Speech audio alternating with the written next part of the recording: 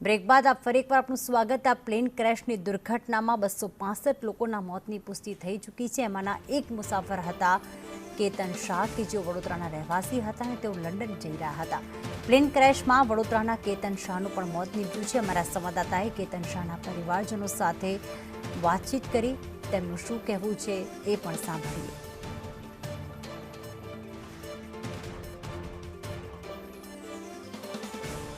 અમદાવાદમાં જે પ્લેન ક્રેશની દુર્ઘટના થઈ છે, ઘણા બધા લોકોએ જીવ ગુમાવ્યા છે। વડોદરાના પણ 20થી વધુ લોકો છે, જેમાં કેતન શાહનો પણ સમાવેશ થાય છે। તેમના ઘરે હાલ અમે અહીંયા આવ્યા છે, તેમના પરિવાર સાથે પણ વાત કરીએ। જે કેતન જે શાહ છે, યુવાન છે ખૂબ જ। કેતન શાહ લંડન જવાના હતા, ત્યાં કયા કામથી? એ તો ત્યાંનો સિટીઝન છે। અહીંયા ફાધરની મળવા ગયા હતા, એમની હેલ્થ ઇસ્યુ હતું એટલે મને ફેમિલીને મળવા માટે ગયા હતા 4-5 દિવસ માટે। એટલે પાછા રિટર્ન જતા હતા।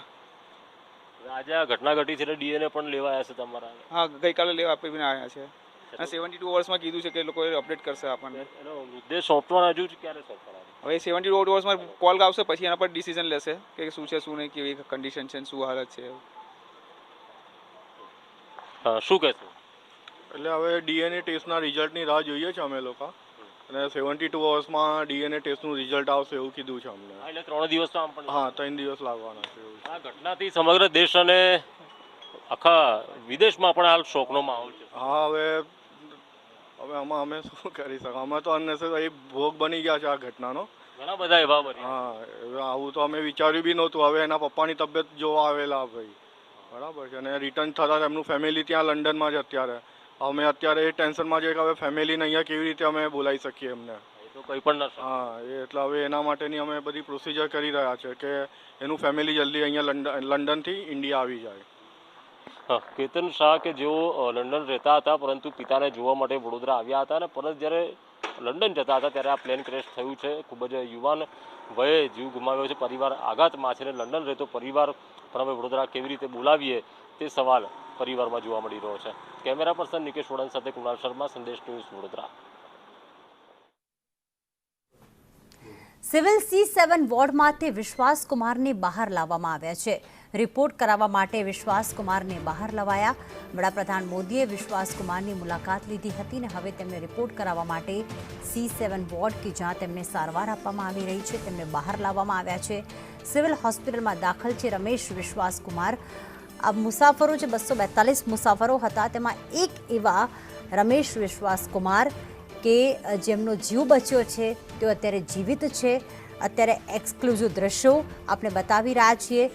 એ સમયના દ્રશ્યો કે જ્યારે તેઓ લંગડાતા આ એકમાત્ર એક મુસાફર હતા જેમને ખબર જ ન પડી કે આખરે શું થયું, અને તેઓ જ્યારે જઈ રહ્યા હતા દુર્ઘટના સ્થળથી, તેમને લોકો પૂછી રહ્યા હતા કે તમને કંઈ વાગ્યું છે, શું થઈ રહ્યું છે, શું ઘટના ઘટી, ત્યારે એવું જ કહી રહ્યા હતા કે મને કંઈ જ યાદ નથી। અને બીજી તરફ એ દ્રશ્યો કે જ્યારે C7 વોર્ડમાંથી તેમને બહાર લાવવામાં આવ્યા છે। કેટલાક જરૂરી રિપોર્ટ્સ કરાવવા પડશે તેમની તબિયતને લઈને। એ રિપોર્ટ્સ કરાવવા તેમને C7 વોર્ડ સિવિલ હોસ્પિટલમાં જ્યાં તેઓ દાખલ છે તેમને બહાર લાવવામાં આવ્યા।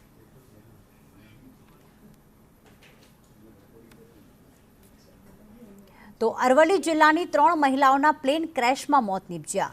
મંત્રી ભીખુસિંહ પરમારે પરિવારજનોની મુલાકાત લીધી। મોડાસામાં મૃતક નુસરત જહાંના પરિવારજનો સાથે તેમણે મુલાકાત કરી અને સાંત્વના આપી। નુસરત જહાંના પિતા અને પરિવારજનો સાથે તેમણે મુલાકાત કરી અને કહ્યું કે દુઃખની આ ઘડીમાં અમે પરિવારની સાથે છીએ। છેલ્લા 4 વર્ષથી નુસરત જહાં પતિ સાથે લંડનમાં રહેતા હતા, ત્યારે હજ પર ગયેલા પોતાના પિતાને, પોતાના પરિવારજનોને મળવા માટે અહીં ગુજરાતમાં આવ્યા હતા। જે બનાવ બનવાના લીધે આજે હું મોડાસા ખાતે મારા મત વિસ્તારની અંદર નુસરત જહાંના ઘરે મારે આવવાનું થયું છે। એમના પરિવારજનોને મળીને એમને આ સાંત્વના આપવા માટે હું અહીં આવ્યો છું।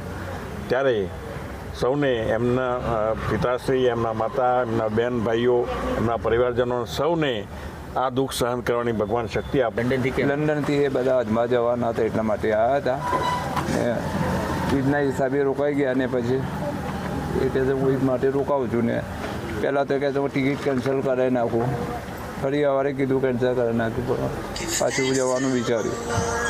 જેટલા બી લોકો માર્યા ગયા છે એમના પરિજનો